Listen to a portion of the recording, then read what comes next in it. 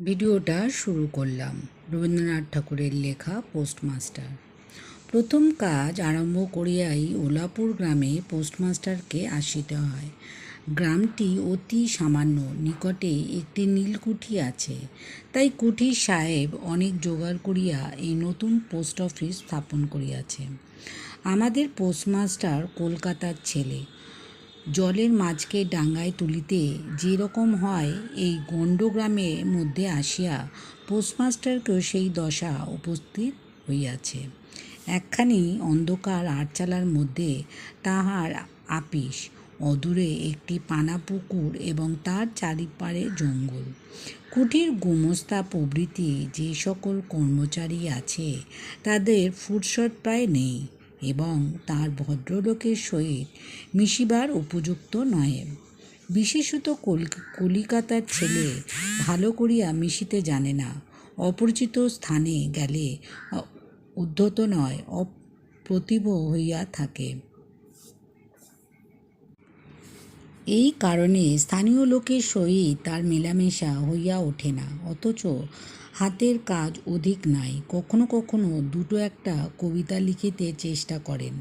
তাহাতে এমন ভাব ব্যক্ত করিয়াছেন যে সমস্ত দিন তরুপল্লবের কম্পন এবং আকাশের মেঘ দেখিয়া জীবন বড় সুখে কাটিয়া যায়। কিন্তু অন্তর্যামী জানেন, যদি আরব্য উপন্যাসের কোনো দৈত্য আসিয়া এক রাতের মধ্যে এই শাখাপল্লব সমেত সমস্ত গাছগুলো কাটাইয়া পাকা রাস্তা বানাইয়া দেয় এবং সারি সারি অট্টালিকা আকাশের মেঘকে দৃষ্টিপথ হইতে রুদ্ধ করিয়া রাখে, তা হইলে আধমরা ভদ্র সন্তানটি পুনশ্চ নবজীবন লাভ করিতে পারে। পোস্টমাস্টারের বেতন অতি সামান্য, নিজে রাঁধিয়া খাইতে হয় এবং গ্রামের একটি পিতৃমাতৃহীন অনাথা বালিকা তাহার কাজকর্ম করিয়া দেয়। চারিটি খাইতে পায়। মেয়েটির নাম রতন, বয়স 12-13। বিবাহের বিশেষ সম্ভাবনা দেখা যায় না। সন্ধ্যার সময় যখন গ্রামের গোয়ালঘর হইতে ধূম কুণ্ডলায়িত হইয়া উঠিত, ঝোপে ঝোপে ঝিলি ডাকিত, দূরের গ্রামে নেশাখোর বাউলের দল খোল করতাল বাজাইয়া উচ্চস্বরে গান জুড়াইয়া দিত, যখন অন্ধকার দাওয়ায় এলাকা বসিয়া গাছের কম্পন দেখিলে কবির হৃদয়ে ঈষৎ হৃৎকম্প উপস্থিত হইতে, তখন ঘরের কোণে একটি ক্ষীণ শিখা প্রদীপ জ্বালিয়া পোস্টমাস্টার ডাকিতেন, রতন। রতন দ্বারে বসিয়া এক ডাকের জন্য অপেক্ষা করিয়া থাকিত, কিন্তু এক ডাকেই ঘরে আসিত না। বলিত, কি গা বাপু, কেন ডাকছ? পোস্টমাস্টার, তুই কি করছিস? রতন, এখনই চুলো ধরাতে যেতে হবে হেসেলে। পোস্টমাস্টার, তোর হেসেলের কাজ পরে হবে, এখন একবার তামাকটা সেজে দে তো। অনতি বিলম্বে দুটি গাল ফুলাইয়া কালিকা ফু দিতে দিতে রতনের প্রবেশ। হাত হইতে কলিকাটা লইয়া পোস্টমাস্টার ফস করিয়া জিজ্ঞাসা করেন, আচ্ছা রতন, তোর মাকে মনে পড়ে? সে অনেক কথা, কতক মনে পড়ে, কতক মনে পড়ে না। মায়ের চেয়ে বাপ তাকে বেশি ভালোবাসিত। বাপকে অল্প অল্প মনে আছে। পরিশ্রম করিয়া বাপ সন্ধেবেলায় ঘরে ফিরিয়া আসিত। তাহার মধ্যে দৈবাৎ দুটি একটি সন্ধ্যা তার মনে পরিষ্কার ছবির মতো অঙ্কিত আছে। এই কথা হইতে হইতে ক্রমে রতন পোস্টমাস্টারের পায়ে কাছে মাটির ওপর বসিয়া পড়িত। মনে পড়িত তাহার একটি ছোট ভাই ছিল। বহু পূর্বকার বর্ষার দিন একদিন একটা ডোবার ধারে দুজন মিলিয়া গাছের ভাঙা ডালটে ছিপ করিয়া মিছামিছি মাছ ধরা খেলা করিয়াছিল। অনেক গুরুতর ঘটনার চেয়ে সেই কথাটাই তাহার মনে বেশি উদয় হইত। এইরূপ কথা প্রসঙ্গে মাঝে মাঝে বেশি রাত হইয়া যাইত। তখন আলস্যক্রমে পোস্টমাস্টারের আর রাঁধিতে ইচ্ছা করিত না। সকালের বাসি ব্যঞ্জন থাকিত এবং রতন তাড়াতাড়ি উনুন ধরাইয়া খান কয়েক রুটি সেঁকে আনিত। তাহাতে উভয়ের রাত্রের আহার চলিয়া যাইত। একদিন সন্ধেবেলায় সে বৃহৎ আটচালার কোণে আপিসের কাঠের চৌকির ওপর বসিয়া পোস্টমাস্টার নিজের ঘরের কথা পাড়িতেন, ছোট ভাই, মা এবং দিদির কথা, প্রবাসে একলা ঘরে বসিয়া যাহাদের জন্য হৃদয় ব্যথিত হইয়া উঠিত তাহাদের কথা। সে সকল কথা সর্বদাই মনে উদয় হয়, অথচ নীলকুঠির গুমাস্তাদের কাছে যাহা কোনো মতেই উত্থাপন করা যায় না, সে কথা একটি অশিক্ষিত ক্ষুদ্র বালিকা বলিয়া যাইতেন কিছুমাত্র অসঙ্গত মনে হইত না। অবশেষে এমন সময় বালিকা কথোপকথনকালে তার ঘরের লোকদিগকে মা, দিদা, দাদা বলিয়া চিরপরিচিত ন্যায় উল্লেখ করিত। এমনকি তার ক্ষুদ্র হৃদয়পটে বালিকা তার কাল্পনিক মূর্তিও চিত্রিত করিয়া লইয়াছিল। একদিন বর্ষাকালে মেঘমুক্ত দ্বীপ্রহরে ঈষৎতপ্ত সুকোমল বাতাস দিতেছিল। রৌদ্রে ভেজা ঘাস এবং গাছপালা হইতে এক প্রকার গন্ধ উত্থিত হইতেছিল। মনে হইতেছিল যেন ক্লান্ত ধরণীর উষ্ণ নিঃশ্বাস গায়ের ওপরে আসিয়া লাগিতেছে এবং কোথাকার এক নাছোড়বান্দা পাখি তাহার একখানা সুরের নালিশ সমস্ত দুপুরবেলা প্রকৃতির দরবারে অত্যন্ত করুণ স্বরে বারবার আবৃত্তি করিতেছিল। পোস্টমাস্টারের হাতে কাজ ছিল না সেদিনকার। বৃষ্টি ধৌত মসৃণ চিকন তরুপল্লবীর হিল্লোল এবং পরাভূত বর্ষার ভগ্নাবিশিষ্ট রৌদ্র শুভ্র স্তূপাকার মেঘস্তরে বাস্তবিক দেখিবার বিষয় ছিল। পোস্টমাস্টার তাহা দেখিতেছিল এবং ভাবিতেছিলেন, এই সময় কাছে একটা কেউ নিতান্ত আপনার লোক থাকিত, হৃদয়ের সহিত একান্ত সংলগ্ন একটি স্নেহপুতুলী মানব মূর্তি। ক্রমে মনে হইতে লাগিল সেই পাখি ওই কথাই বারবার বলিতেছে এবং এই জনহীন তরু ছায়া নিমগ্ন মধ্যাহ্নের পল্লব মর্মের অর্থ কতকটা ঐরূপ। কেউ বিশ্বাস করে না এবং জানিতেও পায় না, কিন্তু ছোট পল্লীর সামান্য বেতনে সাব পোস্টমাস্টারের মনে গভীর নিস্তব্ধ মধ্যাহ্ন দীর্ঘ ছুটির দিনে এইরূপ একটা ভাবের উদয় হইতে থাকে। পোস্টমাস্টার একটা দীর্ঘ নিঃশ্বাস ফেলিয়া ডাকিলেন, রতন। রতন তখন পেয়ারা তলায় পা ছড়াইয়া দিয়া কাঁচা পেয়ারা খাইতেছিল। প্রভুর কণ্ঠস্বর শুনিয়া অবলম্বে ছুটে আসিল, হাঁপাইতে হাঁপাইতে বলিল, দাদাবাবু ডাকছ?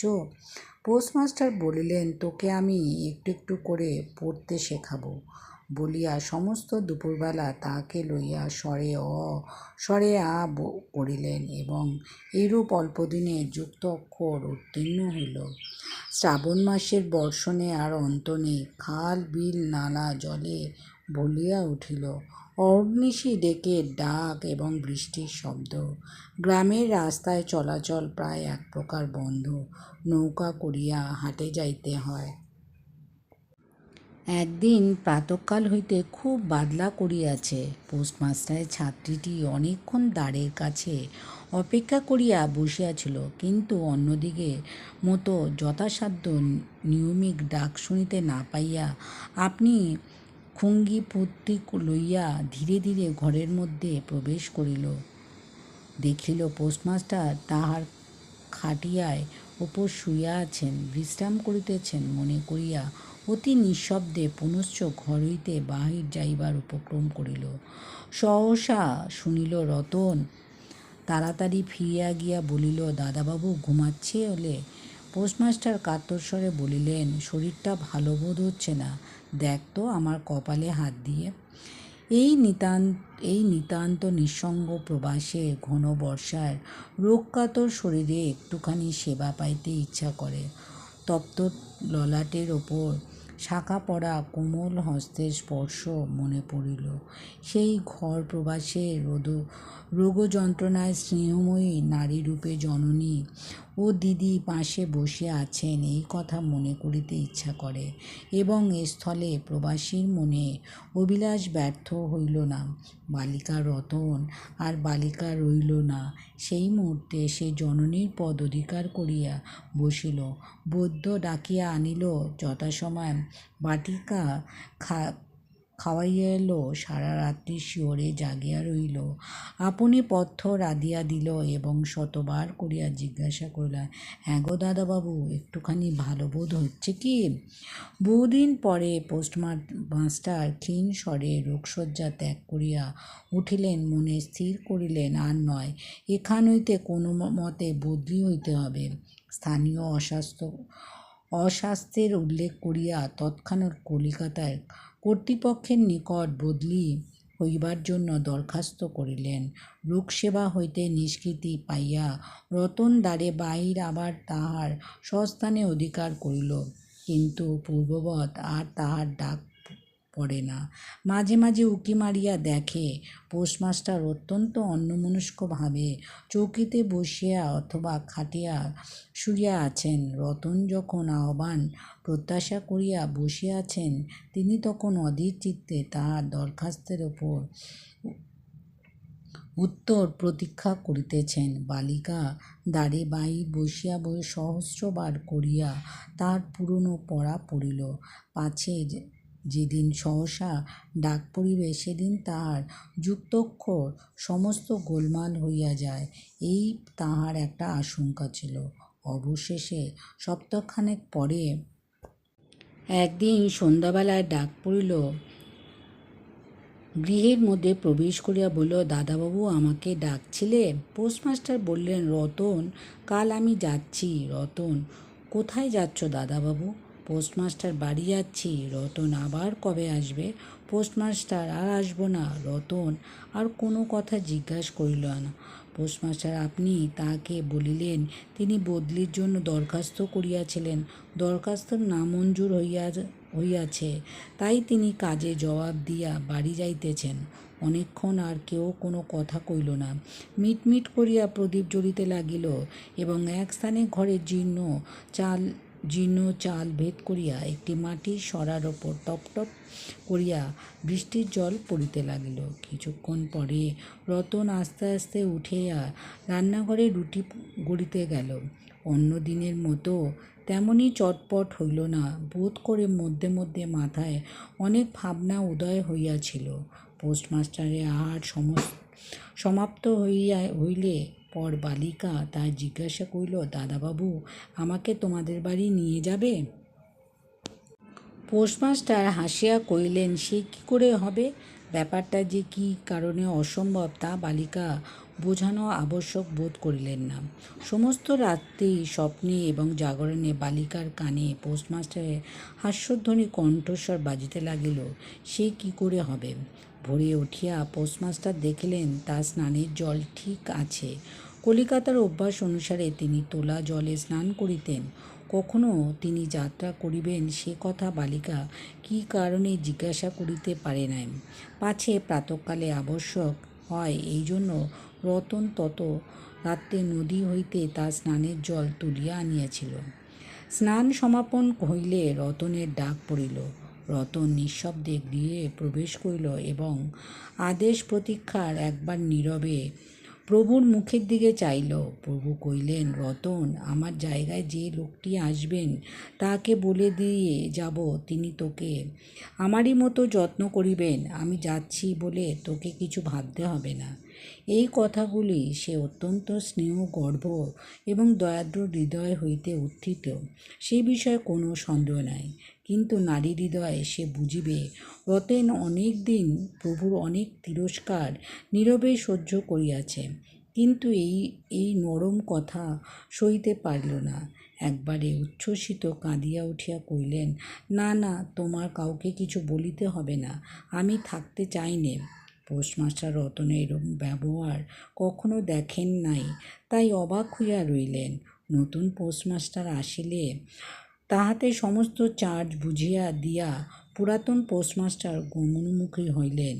যাইবার সময় রতনকে ডাকিয়া বলিলেন, রতন, তোকে আমি কখনো কিছু দিতে পারিনি, আর যাবার সময় তোকে কিছু কিছু দিয়ে গেলুম, এতে তোর দিন কয়েক চলিবে।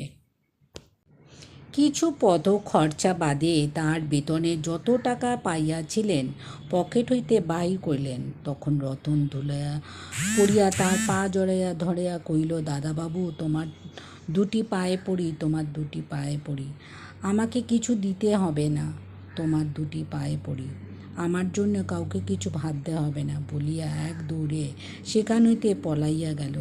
ভূতপূর্ব পোস্টমাস্টার নিঃশ্বাস ফেলিয়া হাতে কার্পেটের ব্যাগ ঝুলাইয়া, কাঁধে ছাতা লইয়া, মুটের মাথায় নীল ও শ্বেত রেখায় চিত্রিত টিনের প্যাটরা তুলিয়া ধীরে ধীরে নৌকাভিমুখে চলিলেন। যখন নৌকায় উঠিলেন এবং নৌকা ছাড়িয়া দিল, বর্ষা বিস্ফারিত নদী ধরণীর উচ্ছ্বলিত অশ্রু রাশিদের মতো চারিদিকে ছলছল করিতে লাগিল। তখন হৃদয়ের মধ্যে অত্যন্ত একটা বেদনা অনুভব করিতে লাগিলেন। একটা সামান্য গ্রাম্য বালিকার করুণ মুখচ্ছবি যেন এক বিশ্বব্যাপী বৃহৎ অব্যক্ত মর্মব্যথা প্রকাশ করিতে লাগিলেন। একবার নিতান্ত ইচ্ছা হইল ফিরিয়া যাই, জগতের ক্রোড়বিচ্যুত সেই অনাথিনীকে সঙ্গে করিয়া লইয়া আসি। কিন্তু তখন পালে বাতাস পাইয়াছে, বর্ষাশ্রয়ে খরতর বেগে বইতেছে, গ্রাম অতিক্রম করিয়া নদীকূলে শ্মশান দেখা যাইতেছে, এবং নদী প্রবাহের ভাসমান প্রতীকের উদাস হৃদয়ে এক তত্ত্বের উদয় হইল। জীবনের এমন কত বিচ্ছেদ, কত মৃত্যু আছে, ফিরিয়া ফল কি পৃথিবীতে, কে কাহার? কিন্তু রতনের মনে কোনো তত্ত্বের উদয় হইল না। সেই পোস্ট অফিসের গৃহের চারিদিকে কেবল অশ্রুজলে ভাসিয়া ঘুরিয়া ঘুরিয়া বেড়াইতেছিল। বোধ করি তাহার মনে ক্ষীণ আশা জাগিতেছিল, দাদাবাবু যদি ফিরিয়া আসে। সেই বন্ধনে পড়িয়া কিছু দূর যাইতে পারতেছিল না। দাদাবাবু যদি ফিরিয়া আসে, সেই বন্ধনে পড়িয়া কিছু দূরে যাইতে পারতেছিল না। হায় বুদ্ধিহীন মানব হৃদয়! ভ্রান্তি কিছুতেই ঘোচে না। যুক্তিশাস্ত্রের বিধান বহু বিলম্বে মাথায় প্রবেশ করে। প্রবল প্রমাণকে অবিশ্বাস করিয়া মিথ্যা আশাকে দুই বাহু পাশে বাঁধিয়া বুকের ভেতর প্রাণপণে জড়াইয়া ধরা যায়। অবশেষে একদিন সমস্ত নাড়ি কাটিয়া হৃদয় রক্ত শুষিয়া সেই পলায়ন করে, তখন চেতনা হয় এবং দ্বিতীয় ভ্রান্তির পাশে পড়িবার জন্য চিত্ত ব্যাকুল হয়ে ওঠে। ভিডিওটা ভালো লাগলে লাইক করবেন, শেয়ার করবেন, সাবস্ক্রাইব করবেন, সাথে থাকবেন, পাশে থাকবেন। বড়দেরকে প্রণাম জানালাম, ছোটদেরকে অনেক অনেক ভালোবাসা।